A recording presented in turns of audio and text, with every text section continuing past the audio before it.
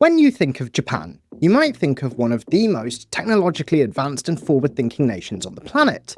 But just last year, in 2024, the Japanese government officially declared victory on its war on floppy disks. But wait, war on what? Why were floppies ever a battlefield in the first place? Was the save icon on your computer on active duty in Tokyo? Now, behind this headline is a story of how bureaucracy, culture, and tech inertia can keep a dead technology on life support far past its expiration date. So, let's get into our time machine and see what this funny business is all about. So then, how does such a high-tech country end up clinging on to such a low-tech storage format? Well, turns out it wasn't because Japanese officials are secret retro gamers or hoarding vintage copies of Space Invaders. It turns out that it was because of bureaucratic inertia, outdated laws, compatibility, security, and the structure of government itself. A perfect storm of factors that made the humble floppy disk surprisingly hard to kill. So let's break down the main culprits keeping floppies alive in the Japanese government until, well, last year at the time of recording. The first reason is bureaucratic inertia, a term I've used in previous videos. Governments are not exactly known for their agility, and of course, Japan is no exception. Over the decades, many public offices got comfortable with what works, even if what works was really old. Basically, if a system ain't broke, why rush to fix it? Japanese bureaucracy highly values reliability and precision, and Japan became so good at running things efficiently with analog tech that there was very little pressure to upgrade anything. And this meant that processes using paper forms, fax machines, and floppy disks were, of course, deeply ingrained. Many officials had used them over their entire careers, and changing that would require not just new machines, but new mindsets and a big change management program. So basically, it was the because this is the way we've always done it problem. And boy, was that the way that they always did it. Some local governments were literally saving data like payroll information onto floppies and hand-delivering them to banks, because that's how it had been done since the floppy's heyday. For them, a floppy disk wasn't a joke, it was just Tuesday. Then, perhaps the biggest reason floppies hung around so long is simply that the rules said so. In Japan, procedure is king, and until recently, hundreds of government regulations explicitly required businesses or citizens to use certain storage media, including floppy disks, when submitting applications and forms. By 2022, there were about 1,900 different government processes that mandated companies to file data on disks, so floppy disks, CD-ROMs, and even mini disks that were popular in the 1990s. Remember those? I don't. I was barely born. These rules were written at a time when floppy disks were standard. And decades later, they were still on the books, unchanged, technological fossils, embedded in law. So even if a local office wanted to accept a USB drive or an online upload, often they legally couldn't. The form in question might literally state to be submitted on a magnetic disk. And Japan's digital minister Kono himself said, "Where does one even buy a floppy disk these days?" And that's a good question, because Sony, one of the last big floppy manufacturers, stopped selling 3.5-inch floppies in Japan in 2011. Yet here Japan was in the 2020s, with people scrounging attics and backroom cupboards for obsolete disks just to comply with old mandates. It's a great example of regulatory lag. Laws didn't keep up with technology, and changing laws in Japan can be a slow, consensus-driven process. Now, until those rules were revised or scrapped, the floppy disk persisted as officially sanctioned tech. Now, the good news here is that by 2024, Japan's digital agency, led by Kono, had finally eliminated or updated 1,034 such regulations, effectively banishing floppies from government use. Only one weird rule about vehicle recycling remained till the very end, just like how Japan was recycling their outdated processes. The next is system compatibility. Alright, another practical issue. A lot of government computer systems were, to put it kindly, old as f***. If your software infrastructure was built in the late 20th century, it probably assumed that data would arrive via a floppy or a CD. But upgrading these systems isn't as simple as a, download and restart. It can be an enormous, costly project. So for years, offices made do with what they had. Some agencies literally had PCs or machinery with floppy disk drives that remained in service because replacing them was deemed just, too expensive or disruptive. And the longer a system has been in place, the more other processes and software are built around it, and the harder, therefore, it is to rip out. Japan's government found itself technologically stuck in the past, partly because a patchwork of old IT systems all depended on old hardware. Replacing just one piece could require overhauling everything, a daunting and pricey proposition. So they opted to stand by the old reliable floppy rather than attempt a massive overhaul on a tight budget. Until a coordinated modernization effort came along, it was easier for each department to just say, well, the old PC still boots up, the floppy drive still was, we're good. Or should I say, furui pasokon wa mada kido suru shi, floppy doraibu mo chanto ugoku kara daijoubu dayo. I'm really sorry. As a result of this, the clunky sound of a floppy drive loading data remained a soundtrack of government computing almost a quarter of the way into the 21st century. Okay, one of the modern rationales for sticking with outdated tech was cybersecurity, or at least the perception of cybersecurity. You see, you can't remotely hack a floppy disk that's not connected to any network. With constant data breaches that seem to be occurring these days, some officials just felt safer with physical media and paper because it's tangible and within their control.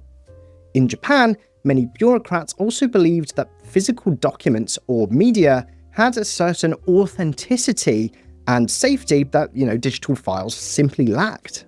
Fax machines, for example, another beloved artifact in Japanese government offices, were defended because they transmit information point to point, whereas an email felt a little bit less secure and a little bit less formal. In the same way, requiring a floppy disk meant that the data transfer was air-gapped, manually handled, and not exposed to the wild world of the internet. Even the US military only retired its floppy disk-based nuclear launch control system in 2019, partly because its 1970s computer, using extremely old 8-inch floppies, was just unhackable by the virtue of being completely offline and air-gapped. So in a way, using floppies for sensitive government data can be seen as security through outdated design. And some in the Japanese government simply just trusted what they knew. A floppy disk, to them, was a known quantity, and it either worked or it didn't. And it rarely failed or lost data as long as it was handled properly. Unlike the one that I have. In comparison, moving to cloud storage or an online submission system raised fears of hacks and leaks. So floppy disks hung on in part because they were just seen as safe, not in the sense of encryption or regular backups, but safe as in familiar, isolated, and resistant to remote exploitation. Alright, beyond all the technical and cultural reasons that I've just mentioned, there's a more structural one as well.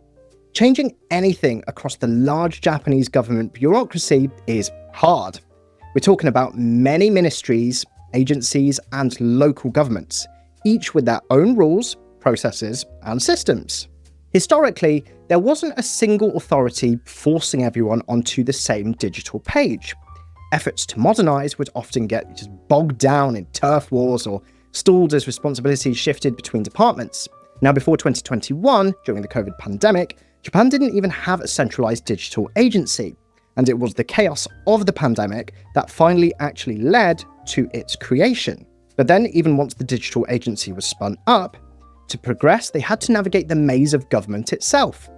Each rule that needed changing, remember those 1,000+ floppy-related regulations I mentioned earlier, had to be reviewed and amended, often in cooperation with multiple different stakeholders.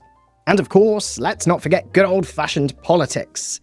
What if an office in one prefecture just likes their old processes? Or a politician represents a region famous for manufacturing hanko seals, which are stamps, and thus resists wanting to even eliminate those. These political dynamics meant that modernization was slow and pretty uneven. In 2021, Kono tried to ban these Hanko stamps and push offices away from fax machines, even asking ministries to drop Hanko requirements in hundreds of procedures. Some progress was made on paper, but in practice, many offices just kept using them and said it was impossible to change, or they just found workarounds. This kind of resistance to change highlights how deep-rooted practices can be in such a large organization, and change therefore had to be mandated from the top and embraced at the ground level. And often, the ground level wasn't ready. So for many years, modernization initiatives would start, stumble, and then stop. And so the floppy disks just kept spinning. And therefore the proof of this really is that it took until 2022 for a high-profile crusade, Kono's public war on floppy disks, to shame everyone into action. And even then, it took until mid-2024 to actually get all of those, apart from one, regulations changed. Bureaucracy is a slow ship to turn, and in Japan's case, that was a cargo ship that was hauling around a load of very old tech. Okay, I'd be remiss not to mention the cultural context of all this. Japan has a very well-earned reputation for innovation, from bullet trains to advanced robotics, which is why people find it extra ironic that its government offices love fax machines and floppies. But part of this is cultural. Tradition and formality carry a lot of weight, so a stamped document and a physical disk can feel tangible and official in the way that an email attachment might not. Now remember, this is a country where cash is actually still king, and, get this, CDs remain more popular than streaming services for a lot of the population. The floppy disk, therefore, is also a symbol of that kind of broader tension between Japan's futuristic image and its actual, fairly analog reality. And the Japanese public took notice of this. By the time that news broke that the government was still using floppy disks, it became fodder, basically, for TV commentary and social media jokes. So there was a bit of national embarrassment mixed in with all of the laughter. This public pressure and humour likely prodded officials to finally act, and Kono himself used this to his advantage, joking on Twitter about fax machines jamming in a quote-unquote advanced society. And by leaning into all of this, he actually rallied a bit of support for change. It goes to show that sometimes cultural change and policy change have to move together. You have to make people feel like it's more embarrassing to stay old-fashioned than to try something new. And in Japan's case, by 2024, the tide had finally turned. What was once quietly accepted as the old ways had become openly ridiculed, and that made it easier to finally bid farewell to the floppy disk. Okay, if you're feeling smug about your own country's tech prowess, be careful there. Legacy technology lurks everywhere. Japan may have been using floppies unusually late, but it's not alone in clinging to old tech. I mentioned the US nuclear forces floppies a little bit earlier, which remained in service well into the 2010s. But some other examples? Some public transit systems in the US still also rely on floppy disks. San Francisco's BART train system, for example, still uses these 5¼ floppies to this day, and plans to keep the system running trains there until 2030. And of course, not to mention the US's air traffic control system, also commonly using floppy disks, old copper wiring, and Windows 95 in some of its core infrastructure. And of course, I've just made a video on that, which you can click up here to watch, after you finish this video, of course. Many governments and large organizations worldwide also have ancient software and hardware underpinning critical operations. From COBOL software in banking, also done a video on that, I'll put the links to all of these in the description, to Windows XP and healthcare equipment. Because upgrading them is like performing open heart surgery on a patient who is in the middle of running a marathon. So, Japan's floppy disk saga really is a case study in a global and universal challenge of tech modernization and change management. Something that large organizations pay consulting firms many tens of millions to sort out. And something that I'm probably going to make a video on at some point, so make sure that you subscribe for that. It does shine a light on how people everywhere not just in Tokyo, sometimes hold on to familiar old tools for just a little bit too long. So the next time that you ridicule Japan's floppies, remember that there might be a dusty fax machine in your doctor's office or a decades-old IBM mainframe behind your bank's mobile app. Legacy technology has a funny way of sticking around everywhere that you peel back the curtain. By mid-2024, however, Japan had finally turned the page. The digital agency proudly reported that all of those floppy-related regulations were now history. Floppy disks were officially retired from government business, and it was a landmark moment in Japan's ongoing digital transformation program, greeted with, I assume, a mix of celebration and a collective "what took so long" by its population and the entire world. But as we've just explored, there were reasons that it took so long to get here. So what does all of this mean going forward? And what's replaced all of the old processes? So now Japan has moved to modern online systems and cloud storage. One of the main systems that has been implemented is something called My Number, which is a unique digital ID for every citizen, similar to a social security number or a national insurance number here in the UK, but more geared towards online services. If you've heard of or have used the Indian Aadhaar card, it's very similar to that. Under the new policy, instead of mailing a disk, citizens and businesses can use their My Number ID to upload forms and data through secure online portals. Electronic attachments can now be submitted digitally to a central database rather than on physical media. So, Japan is finally embracing e-governance. You can now fill out applications on a website, hit submit, and then the data is sent securely to the relevant agency. A big change from the old paper and disk routine. Of course, going digital isn't as simple as flipping a switch. Japan is taking steps to ensure security and reliability in their new systems. The digital agency has been ensuring that there's appropriate cybersecurity measures in place and building user-friendly interfaces that can handle Japanese text input smoothly. And Hanko seals are also gradually being removed from many procedures too. The government's message is that convenience and efficiency should now take priority over tradition in administrative processes. And then on the back end, a government cloud using a mix of AWS and domestic provider Sakura Internet has been implemented to handle most of this. So, newly procured central government systems must now use this cloud platform unless there's a written exemption. And local governments are being subsidised to migrate their core workflows, so things like resident registry, pensions, childcare and stuff like that, to all of the same specs by the end of the financial year 2025. So, the floppy disk has finally been archived, and the Japanese government's digital makeover shows that even the most ingrained bureaucratic processes can indeed be upgraded when push comes to shove. It just took a combination of political resolve, public pressure, and some pandemic lessons to make it happen. Thank you everybody for joining me on this little journey back to the past and then back to the modern day again. If you enjoyed this episode, please do give this video a like. It really does help out a lot. And do subscribe to Funny Business as well for more explorations at the intersection of business, technology, history, and many other things. If you have other examples of outdated tech being used in the wild, please do let me know in the comments. I would love to hear your thoughts. Now, click over here to watch this video on why US air traffic control still runs on Windows 95.